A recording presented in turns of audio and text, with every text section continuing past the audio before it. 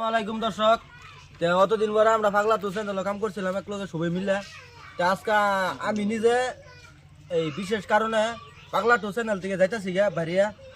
আমি ইনশাল্লাহ আজকে তো থাকতাম না। এর মধ্যে আমার কোনো মনের মধ্যে কিছুই নাই, বা ওগরে কোনোদিন কইতাম না আমি চ্যানেল আসছিলাম, আমার দুটিয়া দেও বা দুটিয়া খরচ হয়েছে, এটার বিষয়ে কোনোদিন আবদার রাখতাম না। আমার লোক বলে আব্বা ছেলে থাকতো না, আব্বা ছেলে বলে যাবো গা। এনে আমি কইলাম এটা লেগে আমার লিগে সব আমার লিগে দোয়া করবেন আর আমার লিগে ক্ষমা করে। হ্যাঁ মই থাকতাম লগর পাগলা টুর চ্যানেল আমার কামের পেছে যাইতেছি না, সময় দেখাইতেছি না, আমি যামগা। আসসালামু আলাইকুম। তার মানে আমরা তো শুনলানি আমরা পাগলা টু চ্যানেল যেটা আছে এই চ্যানেলতে দুইজন সক্রিয় সদস্য আবু বক্কর সিদ্দিক আর আব্বাস আলী, তারা মানে বিশেষ কারণবশত এই চ্যানেলেতে বাদ দিয়েছে, কাম করা বাদ দিয়েছে আর কি। তো বর্তমান আমরা এই যে এই কয়েকজন আছে সক্রিয় সদস্য, আপনারা ইনশাল্লাহ এই পাগলা টু চ্যানেলটা হয়তো দেখতে পাচ্ছেন, আরও ফলো করবেন আর কমেন্ট শেয়ার করবেন।